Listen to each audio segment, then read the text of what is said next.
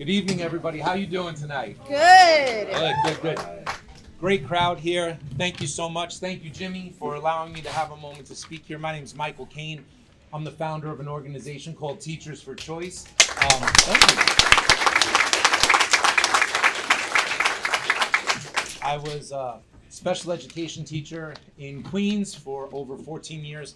I was fired for declining the COVID shot, and now I'm been fighting about this issue and fighting for medical freedom and fighting for civil liberties in New York and New York City for over 4 years now with a lot of people in this room. Yeah. It's been a wild time. It's been really hard, but it's also extremely heartening to see one of our own, someone who has been impacted just like me and so many in this room who are discriminated against simply because of a medical decision that we made for ourselves, sometimes a spiritual and religious decision we made for ourselves. Athena Clarke is one of us. Yeah!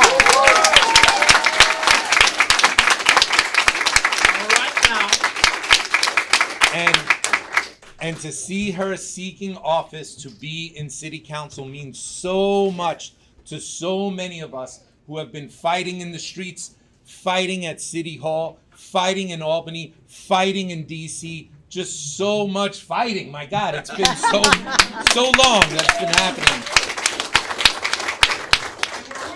And we're winning. There's a lot of winning that's happening for sure. But to see someone directly impacted like us, who's gone through all of this, who went to court, the courts turned their backs on her, and to say, no, I'm going to run for office, I'm going to make a difference. It just means so much. That's why Teachers for Choice has fully endorsed Athena Clarke for city council. Yeah!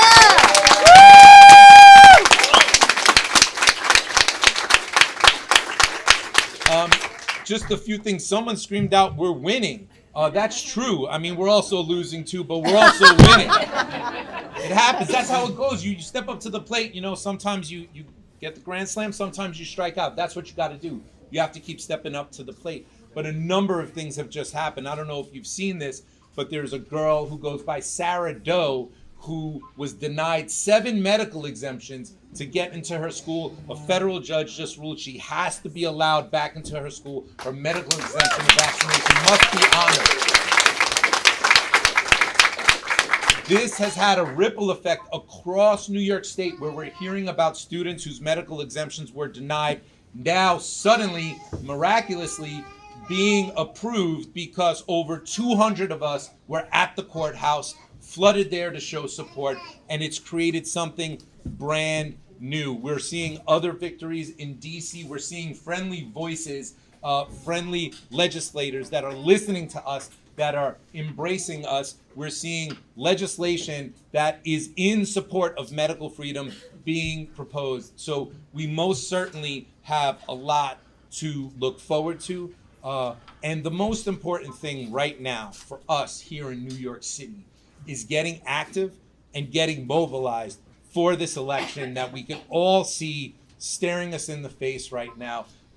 All of us, and I don't think there'll be any objection in here, all of us need to be firmly behind Curtis Sliwa to be the next mayor of New York City.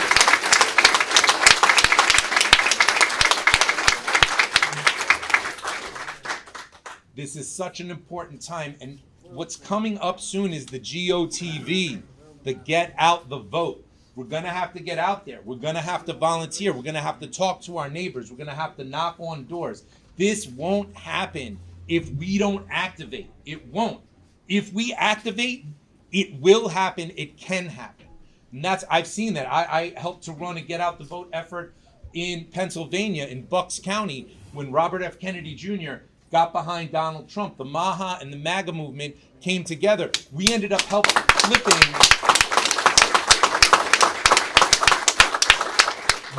flipping Bucks County in Pennsylvania from blue to red for the first time since 1988. All right. Woo! And it was a massive effort of hundreds of people knocking on doors, having conversations, reminding people to get out to vote. And in New York City, that's what we all need to gear up to do. So thank you so much, Jimmy. Thank you so much for letting me talk. Thank you.